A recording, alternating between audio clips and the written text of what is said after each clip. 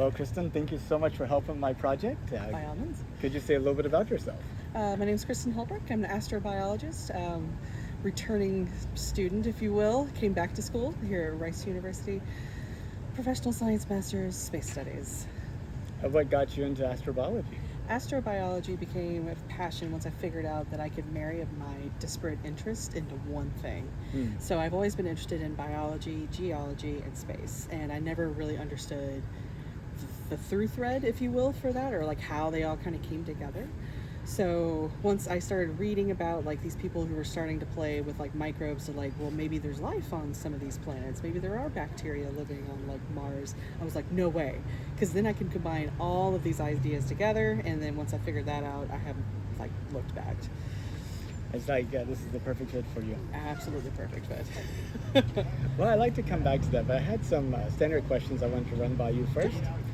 First of all, did you know that NASA is planning to send astronauts back to the moon? Absolutely, super cool. Artemis, what's going on? Well, okay, that's my reaction too. Thus, I started this project. But would you believe that maybe as many as 80% of the people that I walk up to at Starbucks, waiting for the bus, fishing on the pier, at the airport, that about 80% have no clue we're going back to the moon? That sounds about right. A lot of people, it's really tough out there right now, and a lot of people have a lot of things on their mind. They're not paying attention to like what NASA's up to these days. Well, does that limit what NASA can do? Does it provide challenges? Is there an opportunity if there's some way to get it more in the mainstream? There's definitely nothing but good things that could happen putting it in the mainstream and getting people excited about science again. I feel like there was a big push in Apollo era where there was this big uprising. Science, everybody's going to become an engineer, and somebody's going to do this, and I'm going to become a physicist and figure all this out, and it was super cool. And then the government just kind of like gave up on that, and a lot of the education has just kind of been eroded away, and I think that's been a big problem. If we could get it more mainstream, get people more excited about it, get people more into it, get more people into the sciences, imagine what we could do with NASA. That's nothing but good things, right? I think that would be amazing. And is it just a money problem, or is there something else that's missing? I think it's an education problem more than a money problem. It's definitely a money problem, don't get me wrong.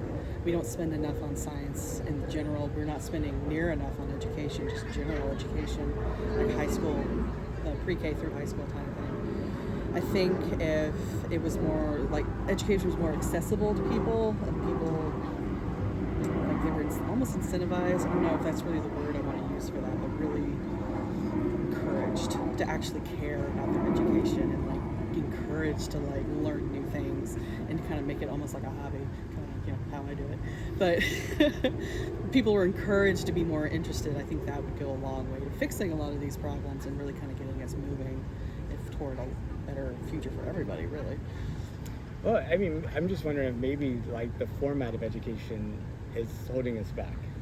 Right now, we essentially train people to sit in desks for 12 years and to be quiet and to Memorize, and that's it. Memorize, or to have the same, that whatever the answer is in the back of the book, or that you can look up on Google or ChatGPT, that's the right answer, and that Not always the case. not always the case. That's true. I mean, it's always what's it called? The word I'm looking for. It's always in the interest of government to keep people from questioning.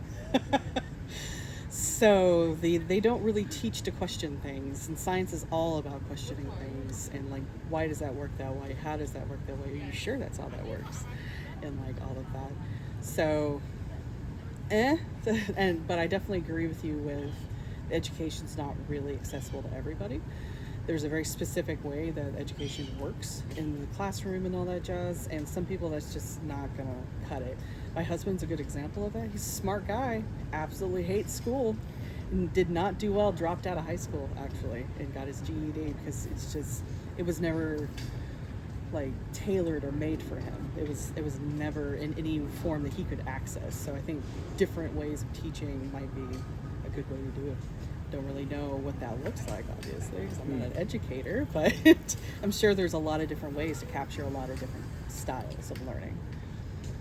When you think about, so you're excited about us going to the moon, but if you were to fast forward like the story of humanity 200 years in the future, how far do you think we can get? That depends whether we survive the next 50 years. Assuming we figure out what's going on and we stop rattling our swords at one another. In the next 200 years, I feel like we could get somebody to Mars and actually have somebody there permanently. Like you could set up a settlement of some variety. Whether or not that one person lives there all day, every day for like year after year, I'm not so sure that's a good idea. But I feel like we would have some kind of permanent settlement there, and I think that would be very worthwhile. And I would also say that we probably, by that point, should have some form of like asteroid mining, and I think that is going to be really interesting to keep an eye on for the next like 200 years, and how that really affects things and changes things and speeds things up, or does it slow things down? Well, it's kind of interesting to talk about if we stop rattling swords at each other, we might be able to go farther. And, you know, I think to a certain extent, you know, war kind of destroys capabilities, and it's a kind of a sink on resources. Yes. But also in some ways it kind of stimulates and provides motivation for technological change as well. And then, you know, I keep wondering what would motivate an Earthling to go from this wonderful place to essentially a cold, freezing, isolated desert. And I gotta think that it's because they're escaping other humans from Earth. Some of us, it would not surprise me. But I think the statement, because we can, comes into play here. There's always going to be a part of the population that is adventurous and wants to go somewhere new and find something that nobody's found before, go places nobody's ever stepped before. There's always going to be a chunk of us that just want to go see. And I think that drives a lot of like what's going on. We just want to know. There's just a drive for information with humans, which is kind of cool. Well, if you could, would you take a trip to space? Absolutely. How far would you go? That's a good question. Since I've been married, that question has changed. The answer to that question has changed a lot. Before I was married, I would go as far as they would let me. Just take me wherever. Nowadays, I have a connection to the planet, so now I'm like, don't know if I can really stand being gone from him for like years on end. That would be a big stretch. So Mars might be the extent of what I could handle. Could your connection come with you? That would be perfect. Honestly, I think he has an engineer's mind, so I might be able to talk him into coming with me, become an engineer. I wanted to come back to your topic of astrobiology and specifically planetary protection. What are your views on that? The sticking point everybody worries about. Honestly, I don't think it's going to be much of a problem. And the reason I say that is the samples that come back from Mars, like any kind of return samples we do, are going to be so heavily monitored and so carefully taken care of and all that jazz that the odds of them coming off of it, coming out under somebody's boot are just astronomical. And then the next question of that, is it really going to be something that can interact with us? That's the next question. Is the chemistry compatible? Will our body know what to do with it? It might just be like, I don't know what to do with you, and just get rid of you in like saliva or snot or whatever. And that's assuming that it can survive our pH and all that jazz to begin with. And then for some reason, if we suddenly find super virus on Mars, that could be a problem. I'm gonna cop to it. Yeah, that could be an issue. But the odds of that are so slim that I don't worry about it at all. The question really becomes interesting when you start talking about commercial stuff. So like people going to Mars to mine or to get some kind of resource or whatever. They're not going to be as careful about the samples and like what's on their equipment and things of that nature. That'll be an interesting question. I don't believe that commercial products or services or anything like that are going to go faster than the science. I think the science will figure out if it's a problem or not before we get there.